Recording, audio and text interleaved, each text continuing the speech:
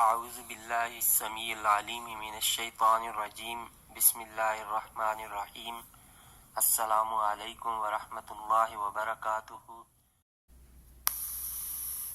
الرحمن الرحیم، بہت ہی مہربان، ہمیشہ رحم فرمانے والا۔ الرحمن، بہت رحم کرنے والا۔ اس رحمت میں بھی بہت وسعت پائی جاتی ہے۔ رحمت اللہ کی خاص صفت ہے۔ وَرَبُّكَ الْغَنِيُّ ذُو الرَّحْمَةِ، تیرا رب غنی اور رحمت والا ہے۔ الرحیم، وہی مادہ، وہی معنی، رحم کرنے والا بار بار۔ تو دوبارہ رحم کی بات کیوں کی گئی؟ کیونکہ ان دونوں معنی کے اعتبار سے فرق ہے۔ اللہ کی رحمت دو طرح کی ہوتی ہے۔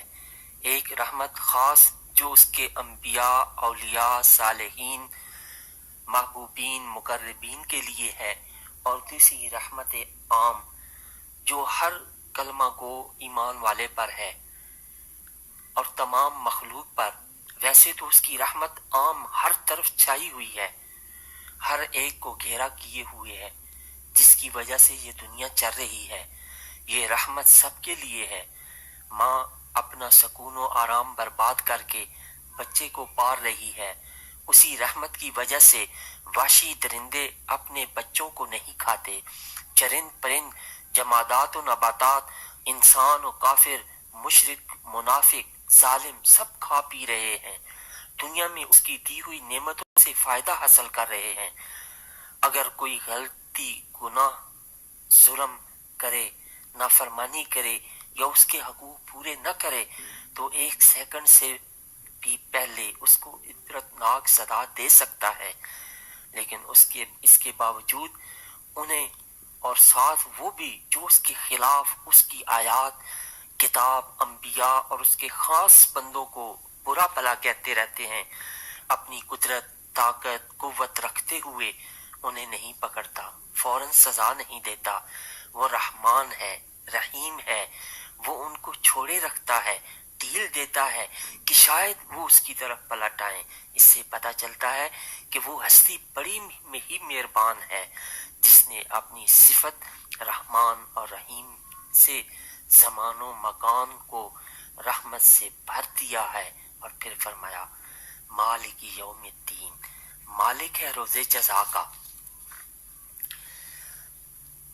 مالک یعنی مکمل اختیار والا، اس کی مکمل اتھارٹی ہے۔ جب وہ عطا فرما رہا ہے اتنا کچھ تو پھر ہر شخص سے اس کی کارکردگی کا حساب بھی لے گا، جس کا نام اس نے یوم الدین رکھا ہے، بدلے کا دن، احتساب کا دن۔ احتساب دنیا میں نہیں ہو سکتا، دنیا میں ممکن ہی نہیں۔ کیسے کریں گے؟ ایک آدمی نے 2 قتل کیے، بدلے میں اسے صرف ایک ہی دفعہ مارا جا سکتا ہے، چاہے عدالت فیصلہ لکھ دے کہ اسے 4 مرتبہ سزائے موت دی جائے تو انصاف تو نہ ہوا۔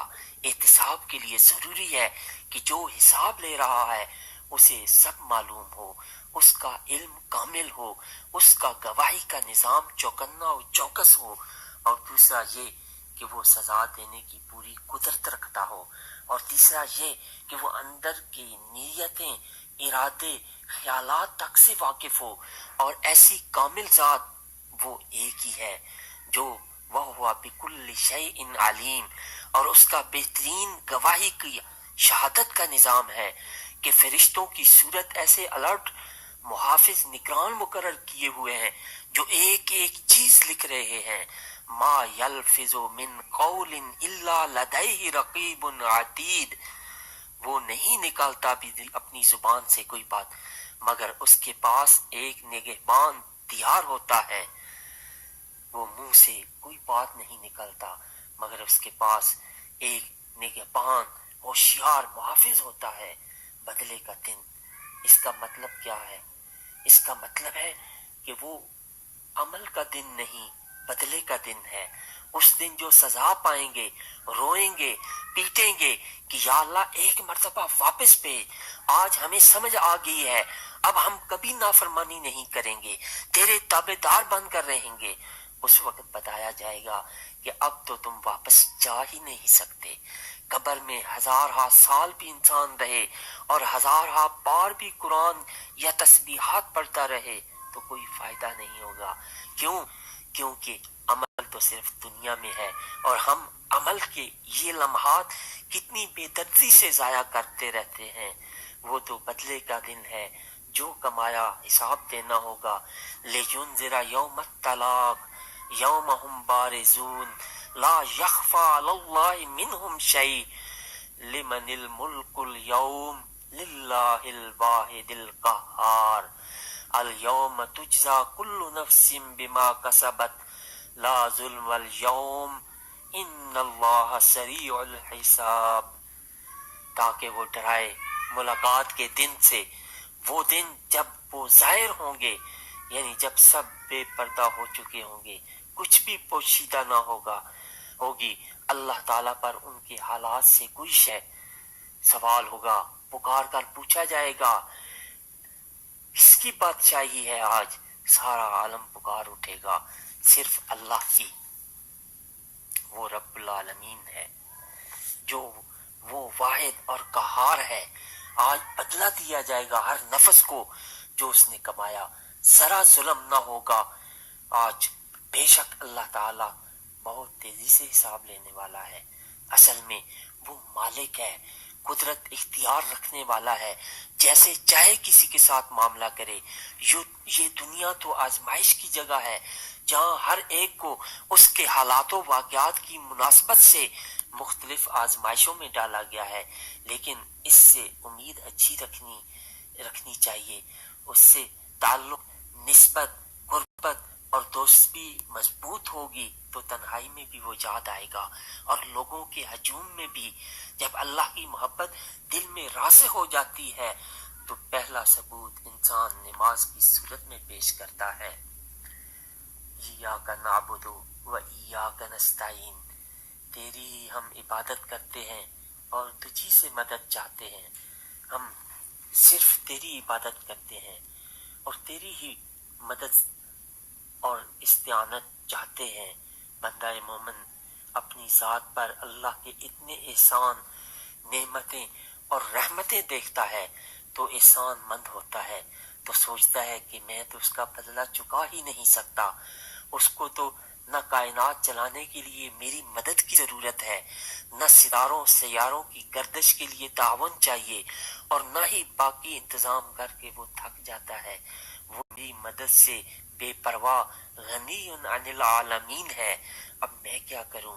اس کے احسانوں کا کیسے اظہار کروں؟ جب محسن ہستی ایسی ہو جس کے احسانات کا بدلہ نہ چکایا جا سکے تو اس وقت بندہ مومن بے بس ہو کر اس کی عبودیت میں سر جھکا دیتا ہے کہ میں تیری غلامی میں آتا ہوں۔ ایاک نعبد و ایاک نستعین، میں صرف تیری عبادت کروں گا، صرف تجھ سے مدد مانگوں گا، تیرے احکامات پر عمل کروں گا، جبر سے نہیں بلکہ ایسی غلامی، ایسی عبادت جس میں محبت بھی ہے اور تعظیم بھی، کیونکہ اللہ پھر اس کی محبوب ترین ہستی بن جاتا ہے۔ عبادت عبد سے نکلا ہے، بندہ، غلام، عبودیت، آخری درجے کی عاجزی و انکساری۔ عبادت اللہ تعالیٰ کے سامنے اپنی کمزوری اور عاجزی کا اظہار ہے، تو ایسا جھکنا، ایسی اطاعت کہ جن باتوں کا وہ کرنے کا کہے وہ کی جائیں، اور جن ناپسندیدہ کاموں اور حرام کاموں سے وہ بچنے کا کہے ان سے رکا جائے۔ عبادت دراصل اقصی غایت الخضوع والتذلل، یعنی حد درجہ عاجزی و انکساری کا نام ہے، جو صرف اللہ کے لیے، اسے ہی عبادت کہتے ہیں۔ اس کے علاوہ اقصی غایت التعظیم، اللہ کے سوا یہ تعظیم عبادت نہیں کہلائے گی، اور نہ ہی جس کی تعظیم کی جائے گی وہ معاذ اللہ اللہ کا درجہ حاصل کر لے گا۔ یہ تعظیم اس کے رسولوں کی، مقربین کی، اولیاء و صالحین کی، والدین کی، اساتذہ کی وغیرہ، بلکہ اس تعظیم کا حکم تو اللہ نے کئی جگہوں، یعنی مساجد، حرمین شریفین، مقام ابراہیم، حجر اسود خانہ کعبہ، صفا و مروہ، شعائر اللہ، اللہ سے تعلق نسبت رکھنے والی ہر چیز کا ادب، عزت و احترام واجب ہے۔ جیسے کعبۃ اللہ کے بارے میں نبی کریم صلی اللہ علیہ وسلم نے فرمایا، اے بیت اللہ، تیری عظمتوں کا کیا کہنا، تو تو بہت ہی عظمتوں والا ہے۔ اللہ سے محبت رکھنے والے اس سے منسوب چیزوں کی عزت، عظمت اور قدر جانتے ہیں۔